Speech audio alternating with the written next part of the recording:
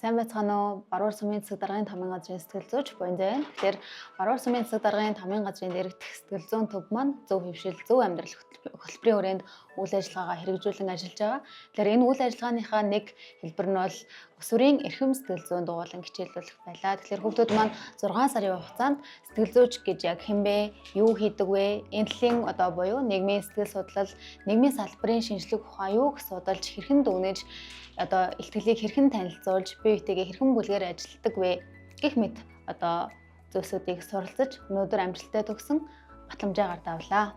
Сайн мэцхан намайг Нэнди Эрдэнэ гэдэг. Би эрхэм сэтгэл зүйн клубт явснараа олон шинэ найз нөхдөдтэй болж багаар яаж хамтран ажиллах талаар зүйлсийг сурч авсан.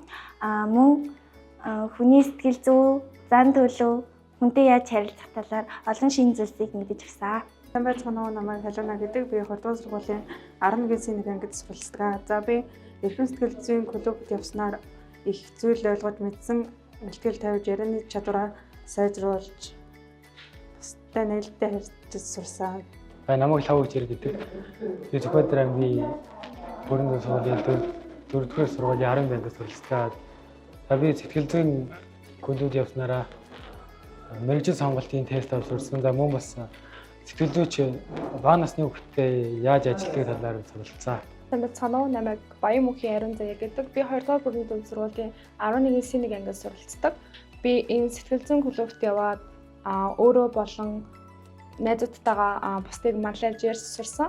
Тэгээд ер нь бол өөрийгөө болон бусдыг илүү өөр өнцгөөс харж илүү ойлгодог болсон. За сайн байна уу, намайг Хадлаа гэдэг. За би энэ сэтгэл зүйчийн клубээс юу сурсан бэ гэвэл найзуудтайгаа найзуудын сэтгэл санаанд дороотсон ямар нэгэн болсон үед нь яаж тулж дэмжих хэрийг мэдээс сурч авсан. Дээрээс нь сэтгэл зүйч болохын тулд ямар юм хэрэгтэй болдог анх чадлын мэдлэг нь олж авсан.